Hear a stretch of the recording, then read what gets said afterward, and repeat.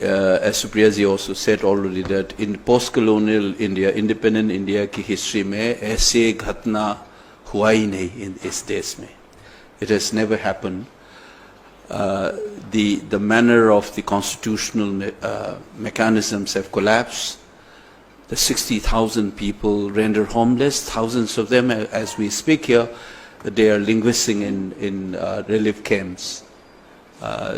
जो बंटवारे की टाइम में जो हुआ था, during the time of partition in 1947, it is exactly the same thing.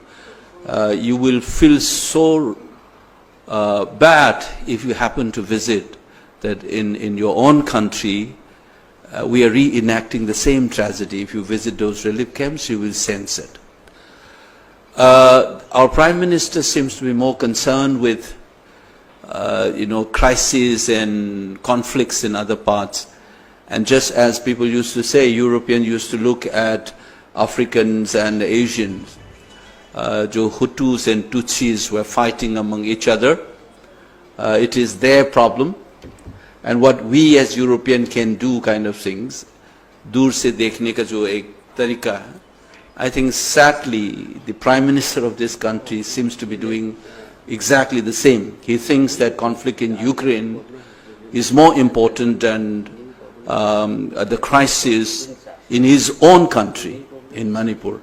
Either he doesn't think that Manipur deserves that kind of interest, or he doesn't think that Manipur is part of this country. Otherwise, I am sure that he would not have allowed to linger this violence in the state of Manipur. It is sad at one level, and it is a sense of indignation and frustration among the people is really bad. Please mark my word, people started saying that please go back all the Indian armed forces, we'll deal our situation ourselves, which is not a good sign for the country. The country must know when you collapse your institutions, when you allow your citizens to be subjected into this kind of humiliation and crisis, people are bound to respond in one way or the other. I just wanted to say this is not only the violence and human tragedy, there is also an institutional and constitutional collapse. That's very important. The state subject, law and order, is unconstitutionally has taken over by the central government. Mr. Kuldeep Singh was appointed on 4th May 2023. First, he was appointed as a security advisor.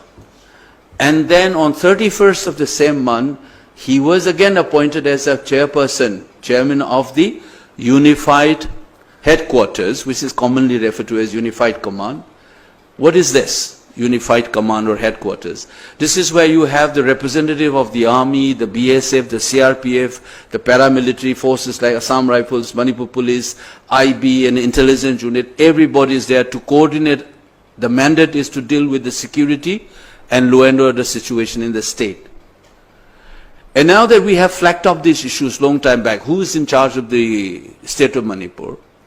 And surprisingly, the state government has been silent. They have been following this kind of subversion of constitutional mechanism themselves. So there is a serious subversion of constitution, the federal structures.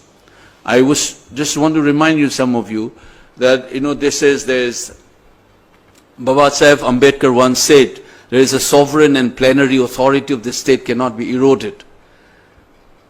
Law and order is absolutely the domain of the state government. So this government surprisingly not only have presided over the violence, the state government, they have also played along with the central government in the subversion of the constitution itself.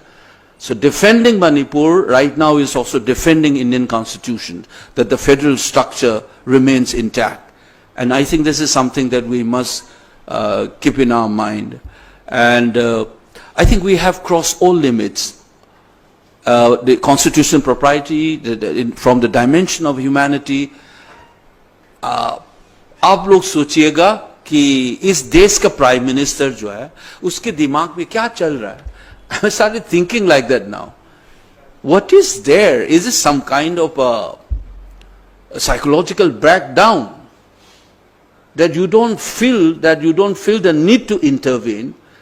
वो बोलता रहता है कि CM is cooperating with us, obviously through the subversion, and as Supriyaji has already pointed out, one is playing a victim or a defender of the state. Makes no sense to me. So I normally avoid talking about state government now. I mean, it's beyond that. It's the government of India which is solely responsible for the subversion of the constitution and the tragedy. 60,000 central troops. How is it possible that people lost life?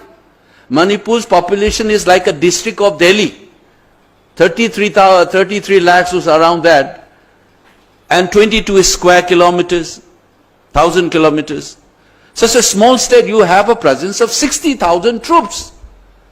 What they have been doing? What is our defense minister, what are our home ministers doing? So it is not only prime ministers, the entire cabinet is responsible for this. And for the rest of the country, I am appealing as a representative of those people in our temple of democracy. Do not watch this tragedy like the Europeans or the Westerners have done when tragedy happens in Rwanda.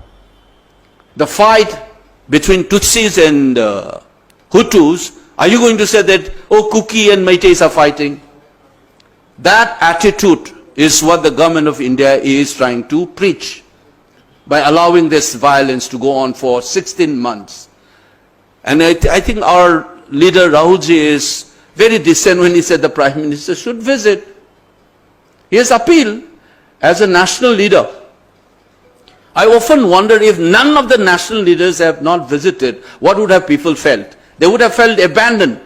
The government of India has already abandoned the people of Manipur, and thankfully our party leaders have not. And today also you can see that AICC is still organizing a press conference. That shows whether you are a small state or a big state, all Indians are Indian, all union states of these unions are equally deserving of the dignity that each of the constituent unit of this country must have. I think this is something that I want to place in front of you.